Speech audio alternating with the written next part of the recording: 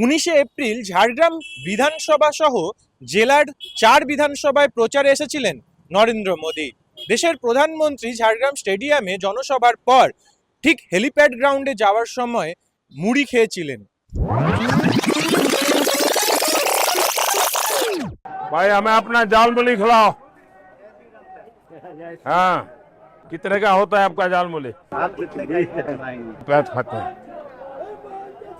दिमाग नहीं खाते बस। সেই ঝালমুড়ি বিশ্বজুড়ে এই মুহূর্তে শোরগোল সৃষ্টি করেছে। যেই দোকান থেকে তিনি ঝালমুড়ি খেয়েছিলেন সেই দোকানের যে মালিক তার কাছে পাকিস্তান এবং বাংলাদেশ থেকে হুমকি ফোন আসছে।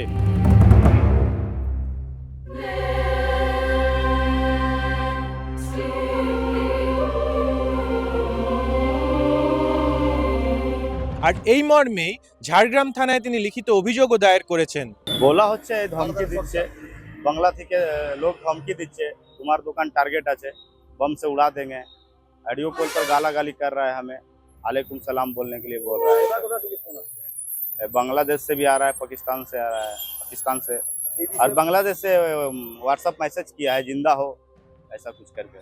প্রধানমন্ত্রী নরেন্দ্র মোদী আপনার দোকানে মুড়ি খেয়েছিলেন। মুড়ি খেয়েছিলেন। হ্যাঁ, তারপর দিকে এটা হচ্ছে। এখন কি কিছু আতঙ্কিত রয়েছে? ভয় লাগছে কি? भय बहुत बहुत बहुत है, बहुत डर लगता है, बहुत तरह की। माँ पिताजी को ज्यादा डर है। पुलिस प्रशासन को जाना है? पिता का डर नहीं रहेगा, हम लोग के एगो बेटा कुछ हो जाएगा तो क्या को बोला है पानी देना नहीं रहेगा।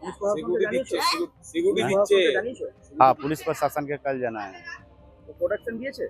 प्रोडक्शन हाँ दिए हैं कल से। পাকিস্তান থেকে কি বলছে? बोलते तेरा सब टारगेट में है, बम से उड़ा देंगे।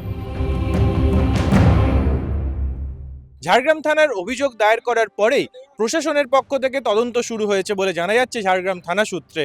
অন্যদিকে তার নিরাপত্তার জন্য এবং তার দোকানকে উড়িয়ে দেওয়ার যে হুমকি মেসেজ তার কাছে এসেছে হোয়াটসঅ্যাপের মাধ্যমে, সেই মেসেজ আসার পর থেকেই কেন্দ্রীয় বাহিনী এবং রাজ্য পুলিশের পক্ষ থেকে তার দোকানের নিরাপত্তা আঁটোসাঁটো করা হয়েছে।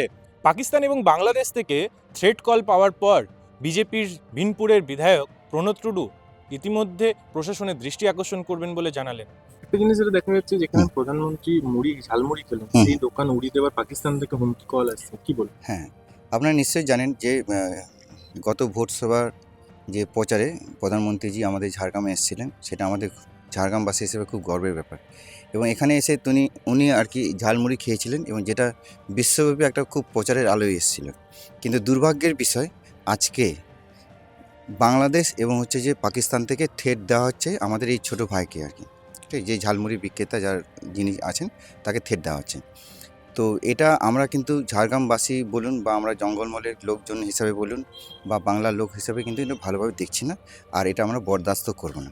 অ্যাকচুয়ালি এদেরকে, এই জিহাদিদেরকে আর এই রোহিঙ্গা মুসলমানদেরকে এই মাথায় তুলে রেখেছিল এই টিএমসি সরকার, যার জন্য এত এদের বাড়বাড়ন্ত তৈরি হয়েছে আর কি, ঠিক আছে। তো ওরা এখনও ভুলে গেছে যে এখন ওদের সরকার নাই, ঠিক আছে। ওরা এখনও ওই জমানাতেই রয়েছে যে ওরা ভাবছে যে আমরা মমতা ব্যানার্জির আঁচলে রয়েছি আর কি। তো এখন ভুলে যেতে হবে ওদেরকে যে এখন হচ্ছে যে বিজেপির সরকার এসছে, আমরা কিন্তু এগুলো বরদাস্ত করব না। রাজ্যে যারা সিকিউরিটি রয়েছে অবশ্যই ওনাকে নিশ্চয়ই সিকিউরিটি দেবেন এবং অবশ্যই আমরা আবেদন করব যাতে ওনার যাতে কোনো রকম সমস্যা না হয়।